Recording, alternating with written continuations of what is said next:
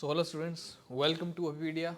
My name is Rishabh, your faculty of English, and I hope you all are doing fine and preparing well for your examinations. So in today's session, we'll practice a reading comprehension in which I will be telling some important tips in which way that you should proceed to solve the questions related to reading comprehension. Okay. So आज जो भी यहाँ पे practice करेंगे please try करिएगा तो आप पहले उस क्वेश्चन को वहाँ पे पोज करके खुद उसका आंसर वहाँ पे मार्क करिए देन मैच करिएगा कि क्या आपका आंसर सही था. Okay, so in this way आपकी वहाँ पे एक अच्छी प्रैक्टिस हो जाएगी और थोड़ा सा आपको तरीका पता चलेगा कि like what should be the right way to approach okay when it comes to solve reading comprehension. Okay, so चलिए without wasting any further time, let us start with our today's session. But I will just take hardly 30 seconds. But before starting the session, I would like to provide information related to our courses. Okay, so अभी के time पे you can buy our course or you can take the subscription for full course जिसमें you will get all the important study material like PDF, test series, current affairs, and along with that video courses or video lectures etc. Right? So the price would be around 5,000. So you can go for it if you are interested in that. And at the end of the video, I will be telling about micro courses. So please वहाँ तक बने रहिएगा. That is very important thing for you. Okay. And whosoever is interested, you can join our WhatsApp group in which you will get a chance to have a discussion with Avipedia's faculty members. Okay. तो चलिए फिर start करते हैं session. Okay. सबसे important point when it comes to solve reading comprehension. So the thing is, as you know that the exam would be online exam, right? So आपको वहाँ पे क्या करना है, फटाफट से ना क्वेश्चंस को देख के वहाँ पे उनके कीवर्ड्स को नोट करना है अपने रफ पेज जो आपको मिलेगा एग्जाम में, right? Like first of all read the question. जैसे कि मैं एग्जांपल करके बताता हूँ आपको. For example this is the question. मैं बोलता हूँ based on the NSO's projection and analysis, the sectoral output and demand data, what can be inferred about the current state of the Indian economy. तो हमें थोड़ा सा NSO के बारे में वहाँ पे हाईलाइट करना है, ठीक है, और इंडियन इकोनॉमी की करंट स्टेट के बारे में पूछ रहा है. So these are the keywords जो कि आपको फटाफट लिख लेने हैं, राइट? कि current state of Indian economy, okay, और एनएसओ करके लिख लो. तो ऐसे ही जब आप कॉम्प्रिहेंशन पढ़ने आओगे सो होगा क्या इसको करने से, that you have the idea like what you are looking for. Otherwise आप पूरा का पूरा comprehension you will read that comprehension thoroughly, ठीक है, and it is very difficult to retain each and every point that you have read in your comprehension. तो अगर आपको पता है कि किस पार्ट पर आपको ज़्यादा ध्यान देना है, वो आपको तभी पता चलेगा अगर आपने क्वेश्चन को पहले पढ़ के वहाँ पे उसका कीवर्ड निकाल के नोट डाउन करा है. Okay, so this is the easiest way to save your time and to enhance the productivity, or you can say enhance the chances to mark the answer right. Okay, अब हमें ये करके फिर हमें comprehension को read करना है. Comprehension को रीड करना है और अच्छे से रीड करना है सो दैट आपको पता चलता जाए कि कहाँ पे जो आपने कीवर्ड्स को नोट करे थे वो कहाँ पे आपको जहाँ पे दिखते हैं उनको वहाँ पे आपको उस एरिया को, मतलब अब definitely it's not an offline paper, so you have to be sure कि कहाँ पे आपने वो पार्ट पढ़ा था जो आप क्वेश्चन में ढूंढोगे. Simple, right? और ये करने के लिए आपको प्रैक्टिस करनी पड़ेगी. That is the only way जो आपकी यहाँ पे स्पीड हो गया, accuracy, everything will be improved. Okay, तो चलिए फिर स्टार्ट करते हैं हमारा ये reading part.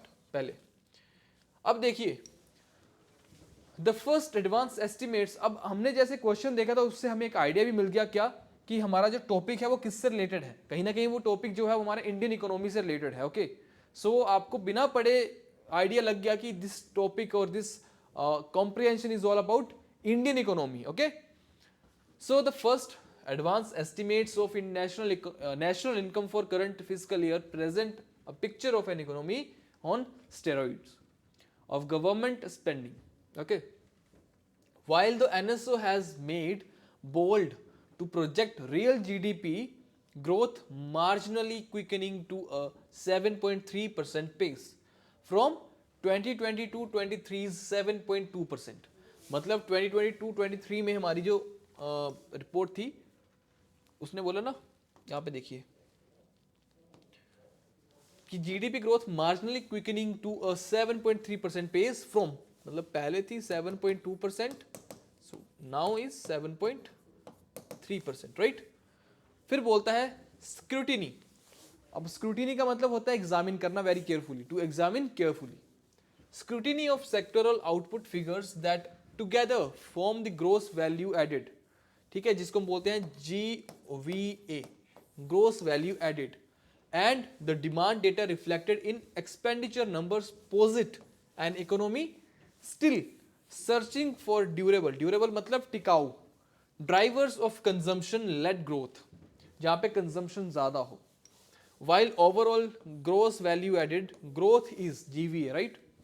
Gross value added, so gross value added growth is seen slowing to 6.9% from the preceding मतलब पिछला physical, from the preceding fiscal 7%, मतलब पिछले फिजिकल में ग्रोथ थी 7%, but this fiscal that growth has declined to 6.9%, okay. The agriculture, live stock मतलब जो पशुपालन होता है, राइट, एग्रीकल्चर हो गया, लाइव स्टॉक हो गया, फॉरेस्ट्री हो गया, फिशिंग हो गया, ठीक है, these sectors the bed rock of the rural economy, मतलब जो रूरल एरिया है उसकी बैकबोन है ये, okay. One of the largest providers of work and the second largest generator off economic value outside the services economy. तो यहां से हमें पता चला कि फर्स्ट नंबर पे हमारा है सर्विसेज इकोनॉमी, ठीक है, सर्विसेज इकोनॉमी, और जो सेकंड नंबर पे है दैट इज हमारा एग्रीकल्चर, कि सबसे ज्यादा दूसरे नंबर पे एक तो हमारा जॉब्स प्रोड्यूस करता है, ठीक है, उसने बोला है one of the largest providers of work and second largest generator off economic value outside the services economy. Will see output expanding by 1.8%, ठीक है, the slowest in 8 years and less than half of 2022-23's 4% pace, ठीक है, and even this pace of growth may be optimistic, बोलता है कि ये भी जो ग्रोथ है ये still it can be optimistic given the estimated shortfall in kharif output, मतलब खरीफ जो सीजन होता है, रवि और खरीफ आपको पता है 2 सीजन होते हैं क्रॉप के, ठीक है, जो रवि सीजन है वो आपका अक्टूबर टू नवंबर होता है, या यू कैन से अगस्त टू नवंबर, और जो आपका खरीफ सीजन है, ठीक है, ये आपका जून जुलाई टू अक्टूबर तक रहता है मोस्टली, ठीक है, अगस्त तक या अक्टूबर तक, 3 महीने 4 महीने के आसपास, राइट। फिर बोलता है kharif output, shortfall in kharif output and lag in rabi sowing, okay, particularly in paddy and pulses. Equally, the second largest component of the services economy, जो कि क्या है, the omnibus trade, hotels, transport, communication and broadcasting sector, also a large provider of jobs, is estimated to witness more than a halving, मतलब आधे से ज़्यादा in the pace of large provider of in the pace of growth, ठीक है, to 6.3% from 14% last fiscal. अगर last fiscal में around 14% थी तो this year that is around 6.3%, जो कि हाफ से भी कम हो गया, right, okay. Here too the estimates reflect the trend evident in the NSO's November 30 release of second quarter GDP estimates and underscore the underlying loss of momentum in the post-pandemic rebound in services sector, okay. On the demand side, private final consumption expenditure, जो कि क्या है, the largest component of GDP with a share that till 2 decades ago exceeds, ठीक है, exceeds 60%, is projected to log its slowest known pandemic year expansion in more than 20 years. फिर बोलता है at 4.4% private consumption spending, जो private consumption है उसकी spending growth जो है that is estimated to have been at its lowest ebb since the pandemic and accompanying lockdowns caused, ठीक है, spending to contract by more than 5% in 2020 to 2021 and just over half of 2022 to 23, that is 7.5% pace. So with the rural economy struggling under the impact of the monsoon vagaries, मतलब जो हमारा rural जो है, क्योंकि obviously agriculture is जो majorly depend upon, it depends upon monsoon, कि monsoon अच्छा होगा तो एग्रीकल्चर अच्छा होगा, राइट, फसल अच्छी होगी, कल्टीवेशन अच्छी होगी. Under the impact of the monsoon vagaries and the resultant weakness in farm output, ठीक है, demand for producers of a range of goods from soaps and detergents to packaged foods and two-wheelers is yet to regain any kind of vigor in the hinterland. फिर बोलता है gross fixed capital formation जो है which includes, क्या क्या include करती है, government capital spending remains the main bright spot and driver of momentum. Okay, the NSO pegs GFCF growing 10.3% to reach a record जो कि 34.9% है share of GDP this fiscal.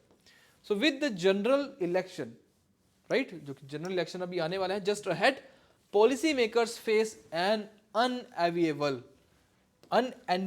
choice. उनके पास कोई choice ही नहीं है to keep the spending spigot fully open to prop up growth at the risk of fiscal slippage. मतलब fiscal slippage को बलि चढ़ा के, ठीक है, वो elections के लिए जो funding है उसका भी वो रहेगा एक, और Titan the purse strings and risk further loss of momentum, और जो आने वाला जो मोमेंटम होगा उसका भी नुकसान करने के लिए वो तैयार हैं, मतलब दाव पे, क्योंकि उनके पास ऑप्शन नहीं है, राइट, क्योंकि इलेक्शंस अभी बिल्कुल सर पे हैं, राइट. सो ये हमारा एक ओवरऑल टॉपिक था जिसमें कि हमने जीडीपी के बारे में पढ़ा, एग्रीकल्चर के बारे में पढ़ा, इकोनॉमी के बारे में, अल्टीमेटली ये टॉपिक था. ओके, अब देखिए आगे की क्या क्वेश्चंस, हम कैसे इनके आंसर्स फाइंड करेंगे. बोलता based on the NSO's projection and analysis of sectoral output and demand data which can be inferred about the current state of the economy. अब ऐसे क्वेश्चंस में ना आपको चारों के चारों ऑप्शंस अच्छे से पढ़ने पड़ेंगे. Simple. First option is the economy is robustly balanced with equal growth in all sectors. क्या ऐसा सच है? क्या सारे के सारे सेक्टर में इक्वल ग्रोथ है? और रोबस्ट का मतलब होता है एकदम हेल्दी. रोबस्ट का मतलब होता है healthy. Okay. The economy is heavily reliant on government spending with significant variations in growth across different sectors. Third देखिए, the economy is predominantly driven by the services sector with negligible contributions from agriculture and related sector. ऐसा तो है नहीं कि सिर्फ services sector पे ही depend है. ये तो हमने देखा कि जो एग्रीकल्चर सेक्टर है that is also very largest sector, second number पे है. So this option is eliminated. Fourth देखिए, the economy is facing a downturn with all major sectors including services and agriculture showing negative growth. तो ऐसा तो है नहीं कि ये सारे नेगेटिव ग्रोथ शो कर रहे हैं. Now the answer would be from 1 और 2. ठीक है. द इकोनॉमी इज रोबस्टली, क्या प्रॉपरली बैलेंस्ड है? नहीं. The economy is heavily reliant on government spending with significant variations in growth across different sectors. So option B is going to be the right answer. ठीक है. So option B is the right answer. Next question देखिए, question number 2. Question number 2 देखिए, considering the data presented in the passage what conclusions can be drawn about the sectoral performance in the Indian economy. क्या हम draw कर सकते हैं यहां से? अब पीछे वाला आपको लग रहा होगा ना, उसको आप देख भी सकते हो. वैसे देखो, ये ऑप्शन था economy is predominantly driven by the services sector. तो यहां देखिए कि जो हमारा एग्रीकल्चर सेक्टर था, ठीक है, इसने लिखा ना second largest generator off economic value outside the services, मतलब सर्विसेज के बाद हमारा सेकंड नंबर पे हमारा एग्रीकल्चर सेक्टर है. और मैंने यहाँ पे लिखा भी था सर्विसेज फर्स्ट नंबर पे, एग्रीकल्चर सेकंड नंबर पे. तो आपको जब पढ़ते हो तो अच्छे से आप वहाँ पे आपको ऑब्जर्व करना है कि कौन सी इंफॉर्मेशन आपके लिए ज़रूरी हो सकती है आगे जाके, राइट. और आगे देखिए, तो ऐसे करके अब देखिए, considering the data presented in the passage what conclusion can be drawn about the sectoral performance in the Indian economy. अब इसके लिए भी आपको चारों ऑप्शंस पढ़ने पड़ेंगे. The agriculture sector is thriving and outpacing other sectors in growth indicating a shift towards a more agrarian economy. क्या ऐसा है कि हमारी जो इंडियन इकोनॉमी है वो एग्रीकल्चर पे और ज़्यादा डिपेंड हो जाएगी? कि एग्रीकल्चर इकोनॉमी इतनी अच्छी बढ़ रही है, इंप्रूव हो रही है, या फिर the services sector is consistently maintaining high growth rates showcasing its resilience and dominance in the economy. क्या ये पॉइंट भी सही है? या फिर both the agriculture sector and key components of the services sector are experiencing a slow down in growth. ठीक है, या फिर the industrial sector is primary driver of the economic growth overshadowing the services and agriculture sector. बताइए, आपको यहां पे बताना है कि कौन सा हमारा जो कंक्लूजन है that can be drawn about this sectoral performance in the Indian economy. थोड़ा सा पैराग्राफ देखें फिर वापस से कॉम्प्रिहेंशन। ओके, देखिए प्राइवेट की बात कर रहा है। Private consumption spending growth is estimated to have been at its lowest. तो प्राइवेट कंजम्पशन तो वैसे ही नीचे है, तो भैया वो तो इसने लिखा है इंडस्ट्रियल प्राइवेट, तो ये तो हमारा गलत हो जाएगा ना फिर इस हिसाब से। ठीक है, the agriculture sector is thriving and outpacing, ऐसा भी नहीं है कि सिर्फ एग्रीकल्चर लैंड इंप्रूव कर रहा है। ठीक है, तो कहीं ना कहीं ऑप्शन ए भी हमारा गलत हो जाएगा। The services sector is consistently maintaining high growth, ये हो सकता है। या फिर both agriculture sector and key components of the services sector are experiencing a slow down. तो ये हमने देखा ना कि जो सर्विसेज सेक्टर था दैट वाज 7.7% था, जो कि रिड्यूस हो गया था 6.9% पे, थोड़ी सी उसमें डाउनफॉल देखने को मिली थी, राइट। तो ये हमारा लेट्स सी, ठीक है, तो ये हमारा कि both agriculture sector and key components of the service sector are experiencing a slow down in the growth. Option C ही हमारा राइट आंसर बन जाएगा। ए और हमने तो एलिमिनेट कर दिया था, वैसे ही दो ऑप्शंस बचे थे और उसमें भी ज्यादा सूटेबल जो हमारा था दैट वाज ऑप्शन सी। ठीक है, तो ऐसे ही आपको चलना है और ऐसे ही आपको वहां पे ऑप्शंस को एलिमिनेट करते चलना है। आंसर आप अपने आराम से आंसर तक पहुंच जाओगे। ठीक है, option C is the right answer. Next one, from the passage it can be inferred that all of the following are true about the Indian economy except that। मतलब अब इसमें से ये है कि 3 ट्रू होंगे और एक हमारा गलत होगा। ओके, 3 जो है इसमें ट्रू होंगे और एक इसमें गलत होगा, तो इस चीज का दिमाग में ध्यान रखिएगा।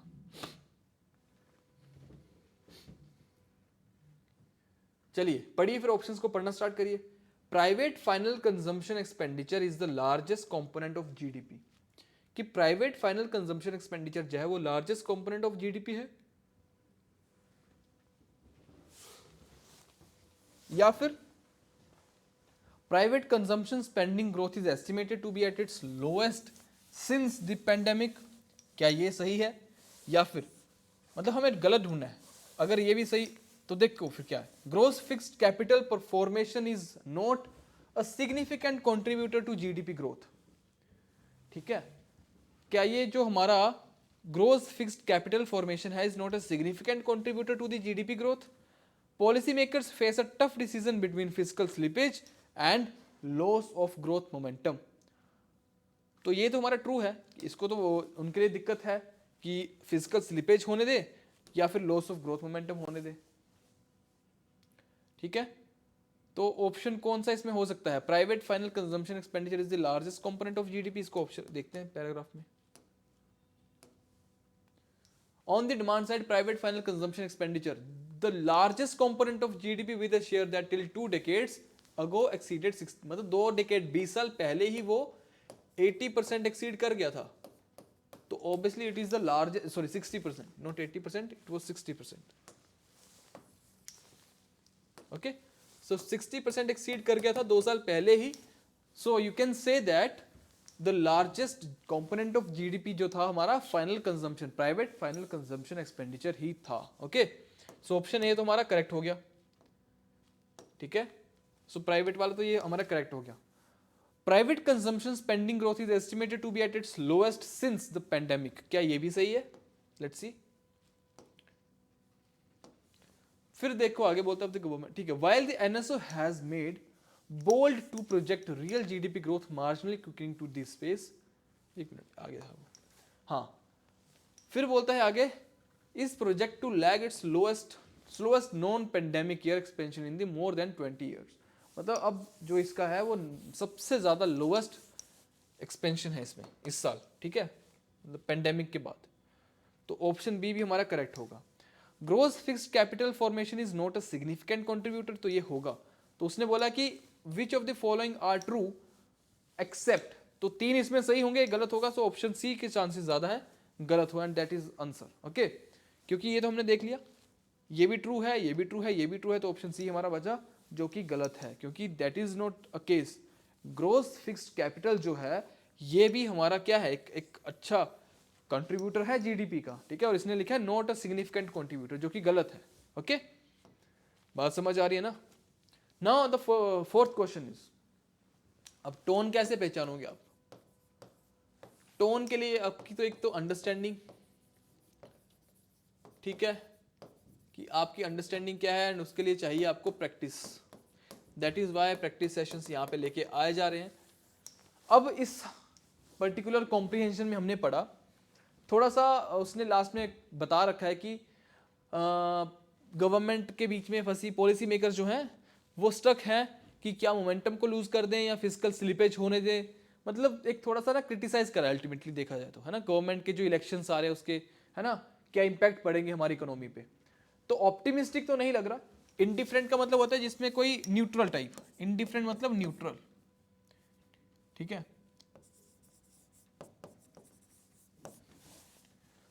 फिर एंथुजियास्टिक ऑप्टिमिस्टिक तो थोड़ा सेम सेम हो जाएगा, तो ये भी गलत, ये भी गलत। ऑप्शन बी हमारे पास बचता है क्रिटिकल, मतलब क्रिटिकली मतलब उसको जिसपे हमने एक प्रॉपर डिस्कशन करा है, लास्ट में थोड़ा सा उसने एक क्रिटिकली उसको बता रखा है कि दिस इज द रीजन की जिसकी वजह से पॉलिसी मेकर्स क्या है वो फंस गए हैं डिसीजन लेने में कि क्या स्लीपेज होने दे या फिर मोमेंटम को खोने दे। Okay, so option B is going to be the right answer. तो आपको समझना पड़ेगा अंडरस्टैंडिंग इसके लिए कि आप कैसे उसको अंडरस्टैंड करते हो, how you perceive the points, how you practice over reading comprehension, that will help you to solve such questions जो कि बेसिस पे होंगे, या तो टाइटल पे होंगे, या थीम बेस्ड होंगे, या फिर टोन बेस्ड क्वेश्चंस होंगे। तो इनके लिए आपको प्रैक्टिस चाहिए और अंडरस्टैंडिंग चाहिए। एंड मैंने बता रखा है टाइटल इज समथिंग कि जो आपको कॉम्प्रिहेंशन से मिल जाएगा।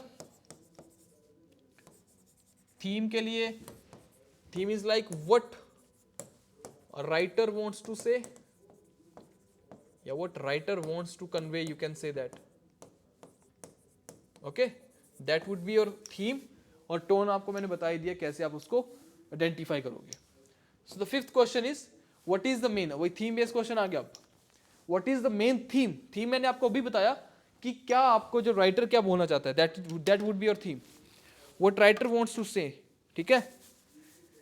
जो राइटर बोलना चाहता है वो थीम होगी, जो आप परसीव कर रहे हो या जो कॉम्प्रिहेंशन को पढ़ के आप वहां से निकालोगे, एक्सट्रैक्ट करोगे, दैट वुड बी टाइटल, ठीक है। तो देखो जरा इसमें थीम क्या हो सकती है।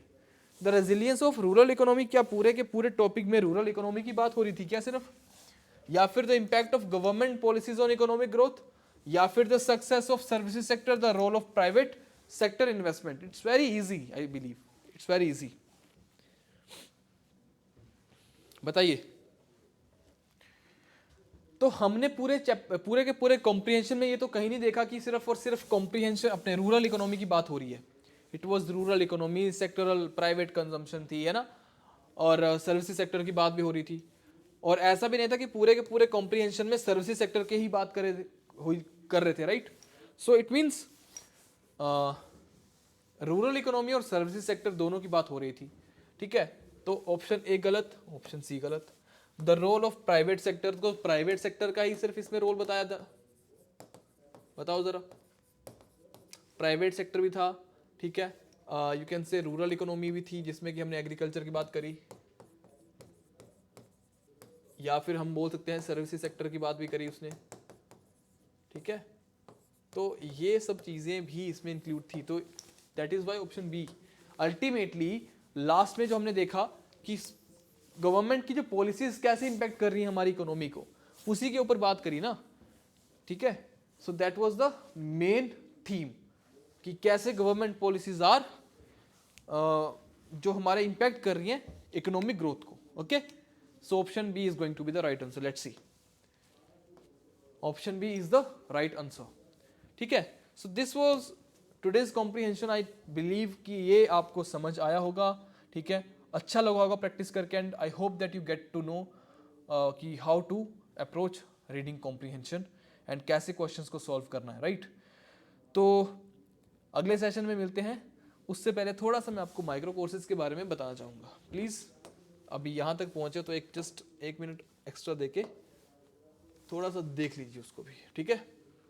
अब देखिए कैसे आपको माइक्रो कोर्सेज हैं क्या। एक तो इसमें आपको अलग अलग सब्जेक्ट के ऊपर अलग अलग बाइफरकेटेड कर दिया गया है कोर्सेज को। If you are not interested to take the full course, you can take micro courses.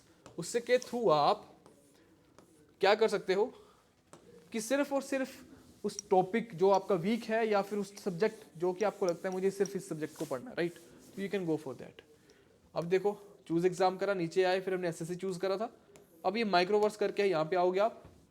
माइक्रोवर्स के बाद विल गो टू जो भी आपको यहाँ पे हर एक सब्जेक्ट का प्रॉपर बाइफर्केशन दे रखा है, ठीक है।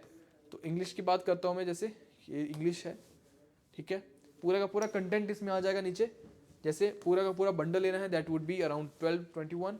नीचे आ सकते हो सेंटेंस कंप्लीशन, एरर करेक्शन, ठीक है, जो कि जिसमें आपको 2 वीडियो लेक्चर्स मिलेंगे, 545 मल्टीपल चॉइस क्वेश्चन मिलेंगे, जो कि आपको कॉस्ट करेगा 453 rupees. So you can go for it, right. Trial भी देख सकते हो आप इसमें। तो काफ़ी अच्छी चीज़ है और इसके through you can improve your weak areas and you can learn and you can improve yourself, right. मिलते हैं नेक्स्ट सेशन में। Till then take care, bye bye, जय हिंद, जय भारत।